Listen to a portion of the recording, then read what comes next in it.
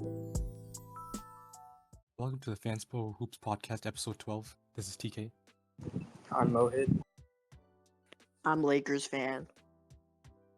Today we'll be ranking the top 15 starting small forwards in the NBA, along with discussing the Karl Anthony Towns trade. Okay, let's just start with the Cat trade then. What did you guys think of it? Initially, I thought it was very confusing initially when I first heard about it. After taking 2 weeks to think about it, I think it's a very win-win trade for both sides. I think the Timberwolves addressed a need in terms of secondary shot creations, playmaking, and another guy can go to.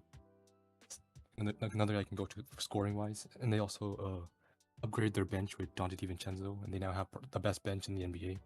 Just think overall they're a deeper team, and they've improved themselves offensively, and I don't think they're going to get a whole lot worse defensively with Randall instead of Cat. And for the Knicks, it's also a great trade for them as well. That's getting a stretch big who can handle the ball a little bit, pass a little bit, and be a great fit next to Jalen Brunson. I think just overall, I think Cat fits the Knicks system a lot better than Julius Randle, I think, and I think Miles McBride's expected to step forward as well, to kind of mitigate the loss of Dante DiVincenzo. So overall, I think it's a really solid trade from both teams. Yeah, I really liked it from the Knicks' point of view. I think Cat he'll be really good. I think he's obviously going to upgrade on Mitchell Robinson, who will be replacing the starting lineup. And for the Timberwolves, I really like them getting Dante. I think he'll be great for them. I'm not sure about Randall yet, though. I've never really been that high on Randall. I think he's a good player, obviously, but his fit is questionable with a lot of teams, and I think he'll be good there. But I don't know if he's going to be able to do to the amount of impact the Cat has, and chances are he ends up leaving them in free agency. For the Knicks, I agree with a lot of what TK said. I think McBride's in for another jump with DiVincenzo gone. I think Cat is going to make it easier for Brunson, as he doesn't need the ball in his hands as much as Randall did. For the Wolves, I don't really like it for them, as that spacing with McDaniels, Randall, and Gobert's not going to be too good. But I like them getting DiVincenzo.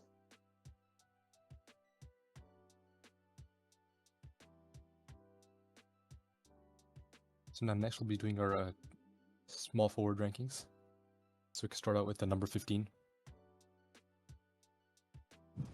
All right, for my 15, I have Denny Avdia. For 14, I have Michael Porter Jr., 13, DeMar DeRozan, 12, Zach LaVine, and 11, Chris Middleton. I've got Jaden McDaniels at 15, MPJ at 14, Chris Middleton at 13, Bradley Beal at 12, and Zach LaVine at 11. Well, I had Middleton at 15, Brandon Miller at 14, McDaniels 13, Avdia at 12, and DeRozan 11. All right, first thing that sticks out for me, you had Chris Middleton all the way down at 15, DK.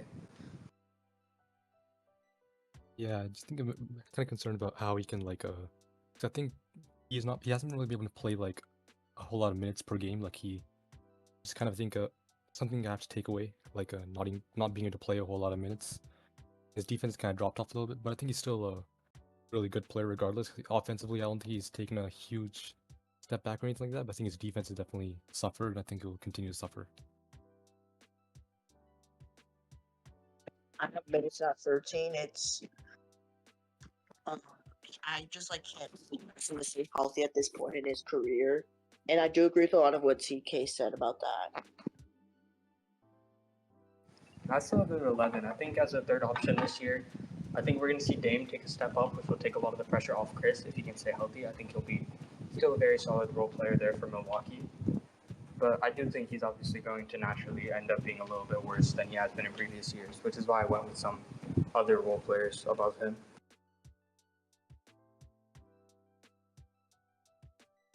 Another thing that stood out to me, Mo, you had DeMar DeRozan at 13.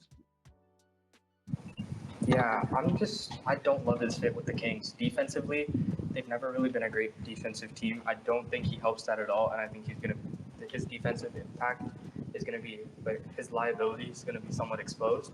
Then offensively, he's not an elite 3-point shooter at all.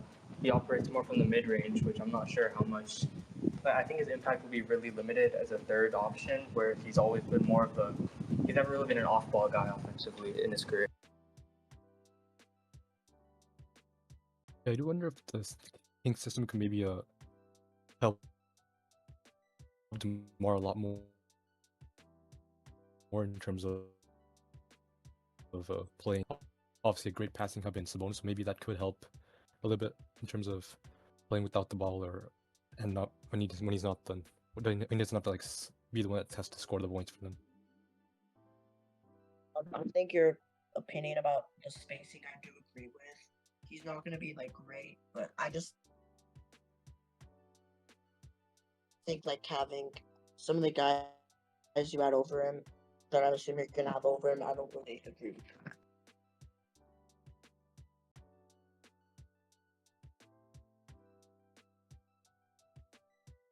Right, so next up, let's talk about number 10. I have Jaden McDaniels.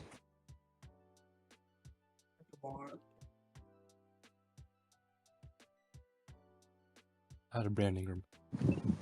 Yeah, I went with Jaden McDaniels here. I think he's one of the best 3-and-D role players guys in the league. His three-point shot has developed a lot throughout his career. I think he's a significantly better shooter now than he was towards the beginning of his career. And he's obviously, I think, one of the best 10 to 15 best defenders in basketball. He was amazing and a huge part of that Timberwolves run last year. And I think he's going to once again be a huge part as an elite perimeter defender for them. I had DeMar here with a lot of the reasons Melvin said. He's gonna need the ball in his hand. He needs the ball in his hands a lot to do what he does. And the Kings, they run like a very different style of offense where they play fast, and I don't think DeMar is gonna really adapt to that well. Yeah, with Ingram here at 10, I feel like his reputation and I think his overall view as a player has kind of declined quite a bit the last couple years.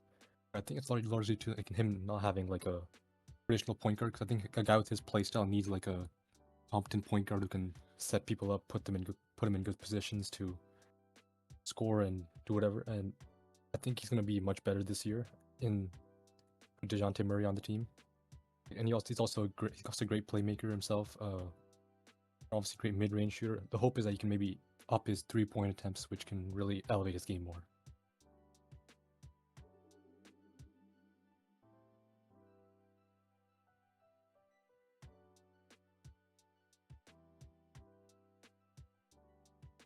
So let's talk about number 9. Number 9, I have Brandon Ingram.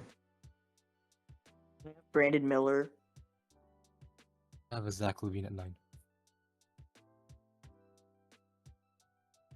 Yeah, I went with Ingram here. A lot of reasons TK said. Brought in DeJounte Murray, so he's going to have somewhat of a different role this year. They do have a lot of guys who really need the ball in their hands to have a high level of impact offensively.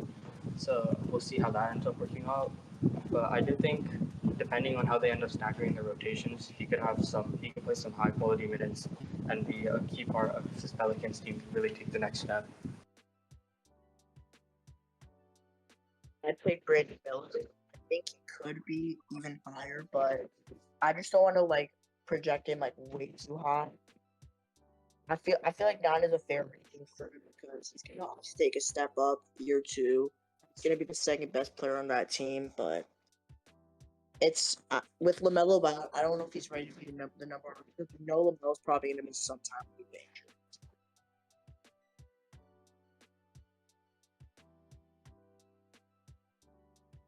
Who do you guys have at number 8? I have Brandon Miller. I have Brandon Ingram. I have a Bradley Beal. Yeah, so I went with Miller here. A lot of the reasons Lakersfan said. I know TK is really high in the Hornets. I think if they are to take that next step, it's going to be because A, LaMelo stays healthy, and then B, Brandon Miller really takes that step up and to be that great number 2 option, which I think he can be. And I think he's going to really surprise the league and have he's going to take a big step up off of an already really good rookie year.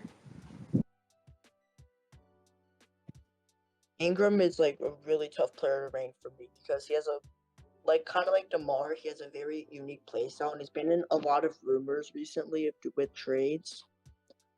They plan on starting Herb Jones at center, and I think that's gonna like it could operate a lot for Ingram offensively. With Zombie paying for like good shooters around Zion, including Ingram, but I don't really think he's like gonna be. He's on a contract year, so he probably is gonna try like to get another bag, but I don't think he's gonna get enough opportunity. I think he'll get traded too.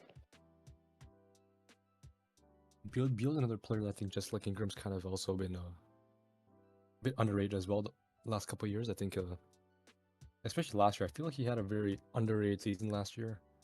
He obviously was like playing off of two other high-level players, so I think that's kind of he's still able to remain more. He actually was more efficient last year, and I think he can still provide good playmaking as well and score on all three levels. Maybe he's kind of a victim of kind of a not a great fit next to not having like a real point guard.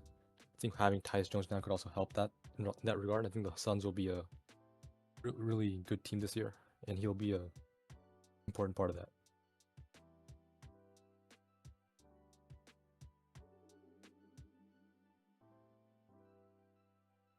Let's talk about number 7. I have Jimmy Butler. I've got Franz Wagner. I also got Franz. Okay, I'm way lower on Jimmy than a lot of other people. I just don't think that he's going to be able to be that number one option that he expected to be. He's shown consistently that he underperforms in the regular season, and the Heat aren't going to be a team that makes a deep playoff run at this point. There's a large chance they end up getting bounced in the play-in, and I think they end up at the 8th seed. But I don't think that he's done enough in this last year in the playoffs. Well, last year he's obviously struggling with injuries, but I don't think he's going to do enough this year in the playoffs to really say, "Oh, I'm a playoff like increaser, playoff riser. I'm a top 5 player."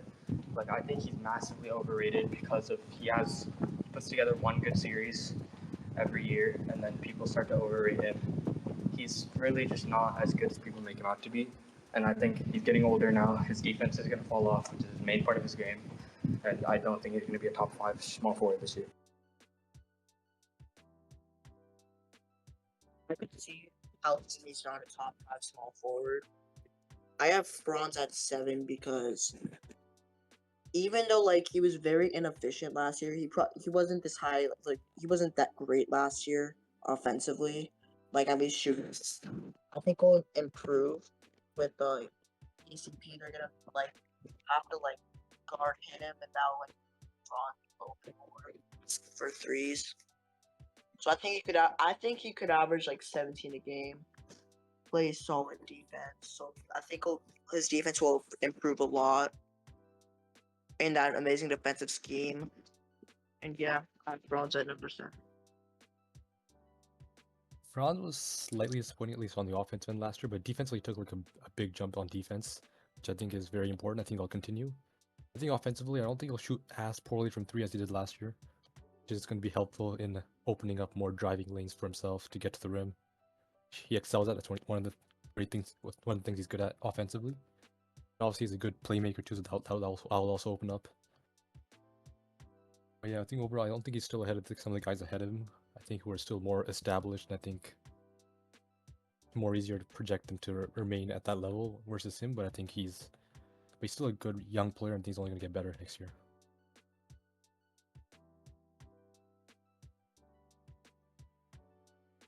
Next up, let's discuss number 6. I got Franz Wagner. I've got Jimmy Butler. Laurie Markkinen. Yeah, I went with Franz for a lot of the main reasons that you guys said. He obviously his shooting it fell off of a cliff last year. I think a large part of that is due to him bulking up over the summer, and then he wasn't able to have the full off season to really get adjusted to it. So I do think his 3-point splits will be better. I still don't think he's going to be like an average 3-point shooter like he was in previous years, but I don't think he's going to be like a downright negative offensively. And I mean, he still provides a lot in his game offensively outside of shooting, and defensively, he's one of the best defenders in basketball. I think KCP coming in is going to take a lot of pressure off of him because at times in that starting lineup, there were times this season where Jalen Suggs was the only guy who was really able to make 3-point shots. So I do think that having KCP in as a consistent, reliable shooting threat will take a lot of the pressure off Franz to kind of chuck up these bad shots and cost the team. I have Jimmy at 6 for a lot of reasons. I don't think the Heat are going to be a good regular season team at all. I actually have them missing. I don't even have them top 8 in the regular season, but I do think they win 2 playing games. But even so, they're just going to get matched up with the Knicks or Celtics, and they have good defenders for Jimmy, and I don't think he's going to play very well. I got Laurie at 6. There was thought that he would be getting traded. Did not happen, but he's still been a very really took massive leaps with the Utah Jazz. I think he's probably the best off-ball player in the NBA who can fit in really any system possible. His defense has gotten better over the years. It's still not great, but like it's not a liability anymore. And he's obviously a good rebounder, and he's a great shooter, great rebounder.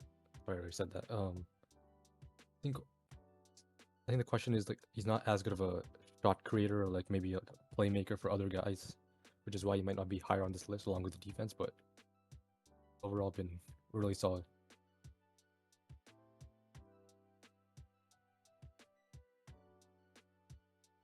Now we're moving into our top 5. So who do you guys have at number 5? I got Laurie Markkinen. I've got Desmond Bain. I've got Jimmy Butler. Yeah, I got Laurie for a lot of the reasons that TK said. I mean, I think he's proved that like the skill set that he provides would be so good as a second option, which is why I really wanted him to be traded this offseason. I think he would have been great next to a guy like Steph, but Utah ended up locking him down on an extension. I do think him being the number 1 option does like somewhat limit his offensive impact, but he's still a great player offensively. As TK said, he's become at least a competent defender, and I think he's going to be good enough to be top 5, and I think he could end up pushing even for like a top 3 spot. I got Desmond Bain. I feel like with all the injuries Memphis is having right now, Jaws like banged up right now, and all these Gigi Jackson's gonna be out. I think it's gonna make Desmond Bain like he's gonna have a higher role, a bit larger role, and I think he could lead the team in scoring with Jaw out. If he's like out for the games that Jaw's out, I think Bain's gonna be able to like step it up and be a leader.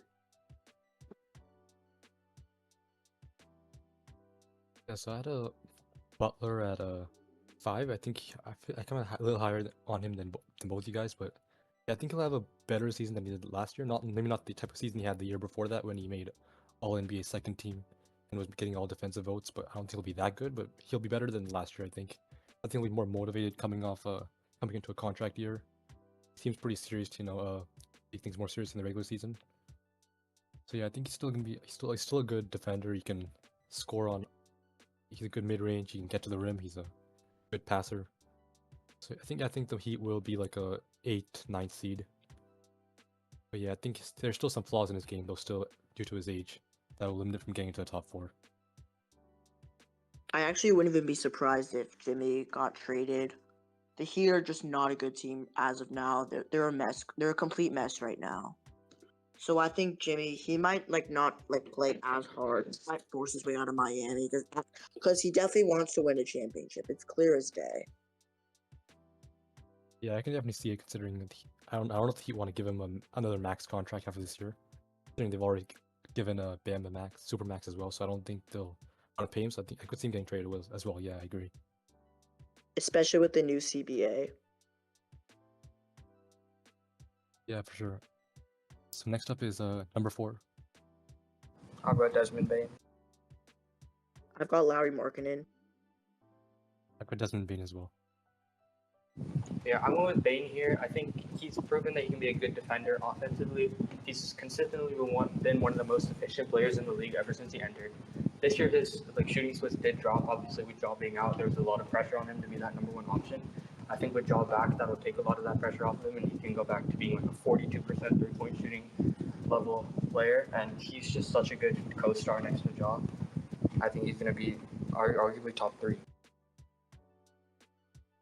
I could definitely see what you're saying about Bane. I'm pretty high on him too, but I picked Markkinen at 4 because, like you guys said, he's amazing off ball, and I think he could average 20. He wasn't like as good last year as he was in 2023, but I think he'll go back and be an elite scorer now that I feel like everyone's kind of sleeping on the Jazz. And now I feel like he's gonna have a big season. Up his value a lot, and he'll prove why he deserved that contract that he got. I was considering putting Bane at 3, but I put him at 4 here. I think he's a perfect second option in really any team. He's a very good off-ball player. He can play on the ball as well. He's a good playmaker. He can defend. Like he can really do.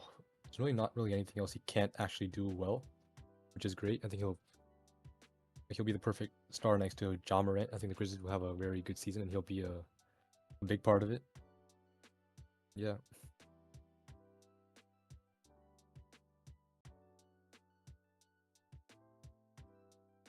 Next up is what do you guys have at number 3? I got Jalen Williams. I've got PG. I've got PG as well. I think J-Dub really, he took that big step up this year. I think he proved that he can be that guy next to Shai Gilgeous-Alexander. Amazing defender, amazing offensive impact. I think now he's even going to take another step up. You're going to see guys like Chet Holmgren also take a step up. Now they brought in Isaiah Hartenstein, Alex Caruso, who takes a lot of defensive pressure off of him. I think he's just going to thrive as that perfect role player, but he's going to be arguably the best role player in the NBA next to Shai.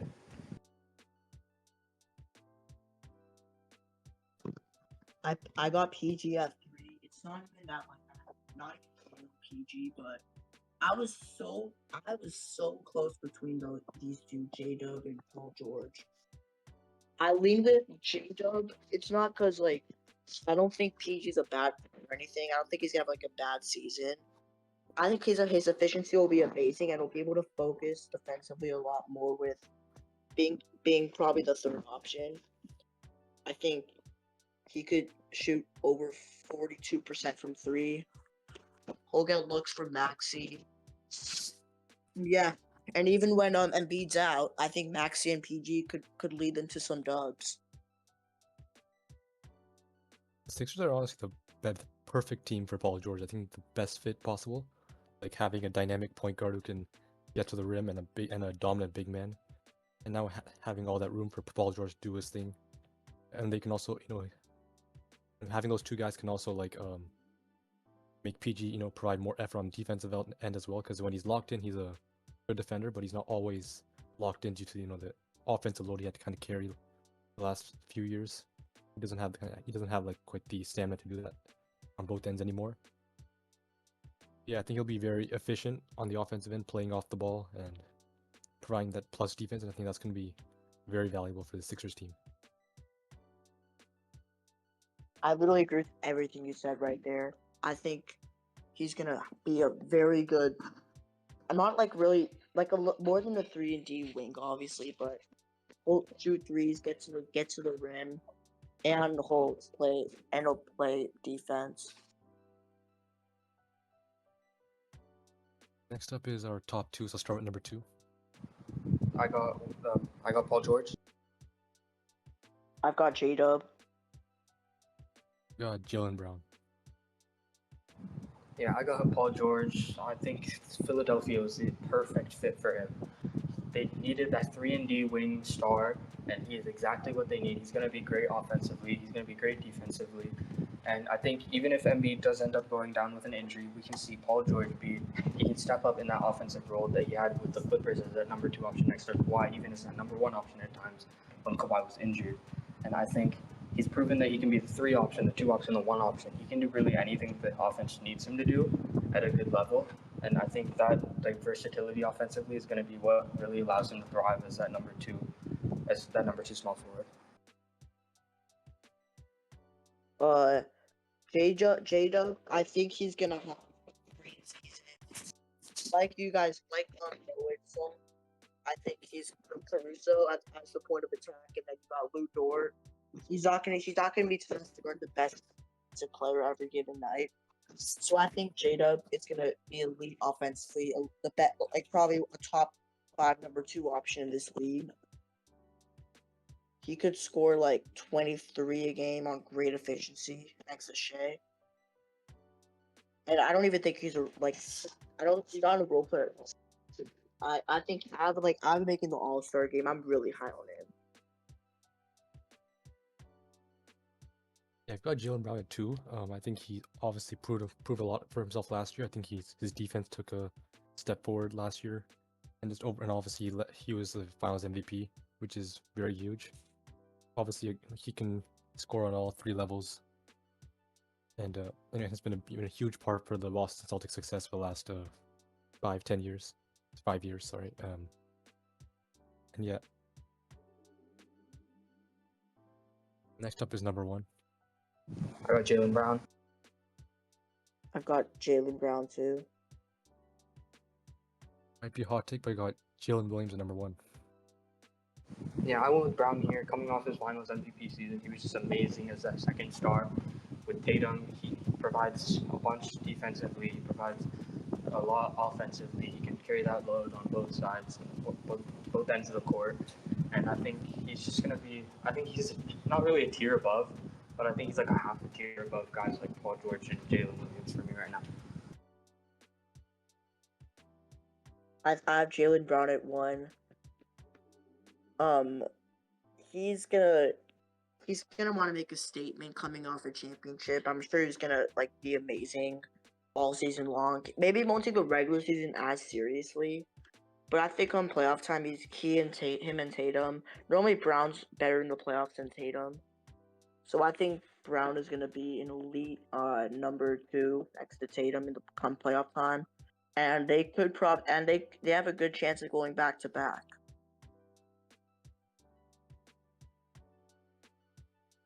Yeah, so I mean, right now I think Brown is better, but I think projecting, I'm going with J-Dub because I think I don't really think he has any flaws in his game. Like he can pass well, he can finish at the rim, he can get to the rim, he can play off the ball, he can play on the ball. Like he can pretty much do everything.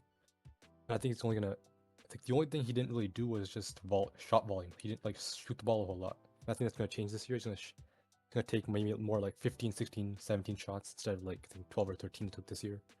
I think he'll average 25, 26 a night. He brings a good defense. I think this will be a breakout year for him, I think. CK, could you see him winning MIP? Yeah, I can definitely see that happening, yeah. Yeah, I honestly don't even hate the J-Dub that one take. He's gonna be amazing. I think he could be a top 10 player one day. I'm scared for this. This Thunder team is gonna be insane in 3 years. Because the Clippers, I don't think they're gonna be too good. They're gonna have a great pick this year. I'm just not. It's about to be over for the league.